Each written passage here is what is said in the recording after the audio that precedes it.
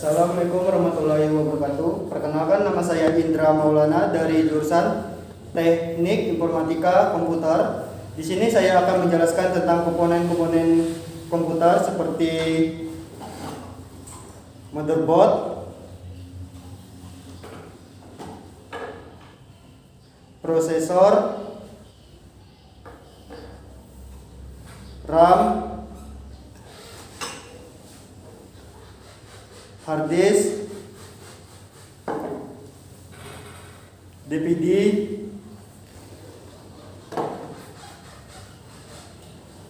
selanjutnya ada power supply dan juga heatsink. Di sini ada juga namanya casing. Ini namanya kabel SATA. Ini namanya kabel power. Ini namanya baterai CMOS, hingga kabel baut untuk memasang komponen-komponen pada casing. Yang pertama ini ada motherboard. Motherboard ini adalah motherboard merek Asus dengan tipe PSKPL AM EPU. Ini adalah motherboard Intel. Selanjutnya yang kedua ada prosesor. Prosesor adalah inti dari komputer, atau bisa kita sebut dengan otaknya komputer. Prosesor ini adalah prosesor Intel yang menggunakan 2 core. Selanjutnya yang ketiga ada RAM DDR2.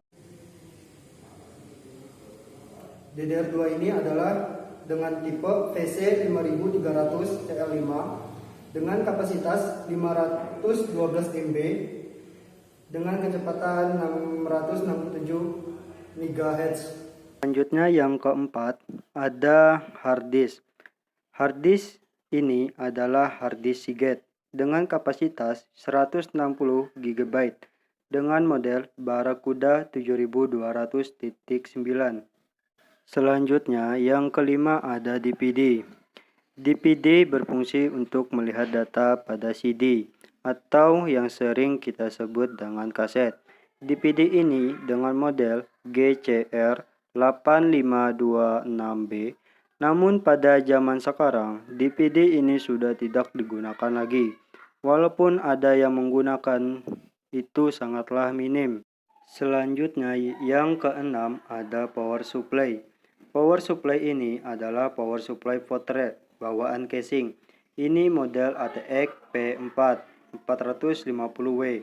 Dan ini belum seri modularnya. Masih menggunakan kabelnya menjadi satu. Power supply berfungsi sebagai pencatu daya atau pemberi sumber tegangan atau arus listrik pada PC. Selanjutnya yang ketujuh ada heatsink. Heatsink berfungsi untuk mendinginkan atau pendingin prosesor yang terletak di motherboard. Heatsink ini bawaannya prosesor. Selanjutnya yang kedelapan ada casing komputer. Jadi semua komponen-komponen komputer dimasukkan ke dalam casing atau dipasang ke dalam casing ini. Dan di dalam casing terdapat beberapa bagian kabel seperti kabel HDD LED, reset SW, power SW, USB, speaker, dan power LED. Bagian-bagian kabel pada casing komputer. Bagian pertama adalah speaker. Kabel speaker berfungsi sebagai audio pada komputer pada sebuah alat sound. Bagian kedua adalah HDD LED. Kabel HDD LED berfungsi sebagai kabel yang menyalakan lampu pada hard disk drive saat sedang bekerja. Bagian ketiga adalah USB. Kabel USB berfungsi sebagai kabel yang menghubungkan lalu lintas data dari front USB pada komputer. Bagian keempat adalah power LED. Kabel power LED berfungsi sebagai menghidupkan lampu pada power komputer. Bagian kelima adalah power SW. Kabel power SW berfungsi sebagai kabel yang menghubungkan tombol power ke casing. Bagian yang keenam adalah reset SW.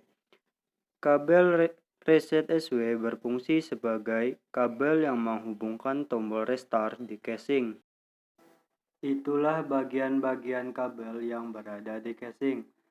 Selanjutnya yang ke-9 ada kabel SATA. Kabel SATA ini digunakan untuk menyambungkan hard disk ke motherboard. Selanjutnya yang ke-10 ada kabel power. Kabel power ini berfungsi sebagai mengalirkan arus listrik ke power supply. Selanjutnya yang ke-11 ada baterai CMOS. Baterai ini memiliki fungsi untuk memberikan daya pada memori di motherboard yang memiliki fungsi sebagai setting konfigurasi. Dan yang terakhir, yang ke-12 ada baut. Baut yang pertama, baut yang kepalanya lebih besar dan mempunyai lepehan di pinggirnya, itu berfungsi sebagai mempererat casing. Baut yang kedua, baut yang kepalanya tidak memiliki lepehan itu berfungsi sebagai menyatukan alat-alat komputer ke dalam casing. Baut yang ketiga, baut yang paling kecil yang memiliki lepehan di pinggirnya itu berfungsi sebagai mempererat motherboard. Sekian penjelasannya tentang komponen-komponen komputer. Maaf jika masih ada kekurangan dalam penyampaian atau tutur bahasa saya kurang dapat dipahami. Saya minta maaf sebesar-besarnya. Sekian, terima kasih. Wassalamualaikum warahmatullahi wabarakatuh.